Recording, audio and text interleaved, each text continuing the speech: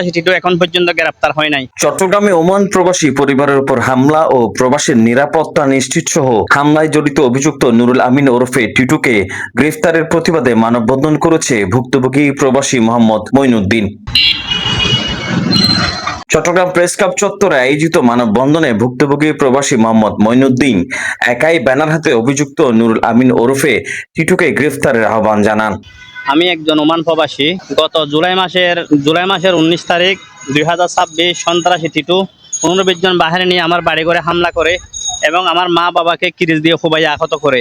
এই বিষয় নিয়ে আমি কর্ণফুলী থানায় একটা মামলা করি। আজকে 1 মাস 2 দিন হয়ে গেলেও সন্ত্রাসী টিটু একাধিক মামলার আসামি হলেও এখনো গ্রেপ্তার হয় নাই। কারণ কর্ণফুলী থানা আসলে এখন বিএনপির কিছু নেতাকর্মীদের রিমোট কন্ট্রোলের ইশারায়।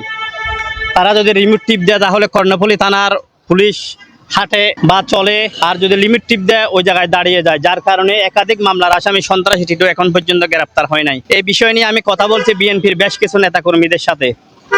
তাদেরকে কথা বলে তারা কেউ সন্ত্রাসী টিটুর বিরুদ্ধে কথা বলতে পারবে না, কারণ 50% বিএনপির নেতাকর্মীরা সন্ত্রাসী টিটুর প্রস্রাব খায়, যার কারণে তার উপর কথা বলার সাহস কারো নাই।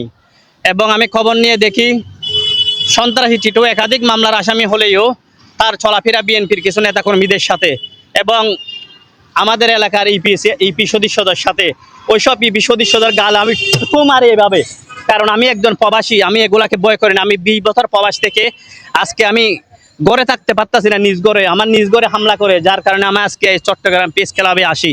এবং 24 ঘন্টার মধ্যে আমি যদি এটা সুস্থ বিচার না পাই এবং আমার নিরাপদ বাবা মাকে যে সন্ত্রাসী টিটু কিরিচ দিয়ে কোবাইছে তাদের কাছ থেকে যদি সে ক্ষমা না চায়, তাহলে আমি ব্যানার নিয়ে আমার 6 দফা দাবি নিয়ে আমি চলে যাব হযরত শাহজালাল আন্তর্জাতিক বিমানবন্দরে। ওখানে আমি ইনশাআল্লাহ দাবি আমার এখন নয়, ওইখানে দাবি হবে 1,20,00,000 প্রবাসীর। এদিকে মানববন্ধন থেকে তিনি প্রবাসীদের পক্ষে 6 দফা দাবি তুলে ধরেন। সেই সাথে প্রধানমন্ত্রী, স্বরাষ্ট্রমন্ত্রী, সিএমপি কমিশনার সহ স্থানীয় প্রশাসনের কাছে বিচার ও নিরাপত্তা নিশ্চিত করার আহ্বান জানান। এই 6 দফা দাবির মধ্যে দেওয়া আছে প্রবাসীদের নিরাপত্তা নিশ্চিত করতে হবে।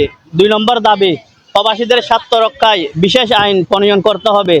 3 নম্বর দাবি চাঁদাবাজি সন্ত্রাসের বিরুদ্ধে কঠোর কার্যকর ব্যবস্থা করতে হবে। 4 নম্বর প্রবাসীদের হয়রানি নিরাপত্তাহীন দূর করে দ্রুত কার্যকর পদক্ষেপ নিতে হবে।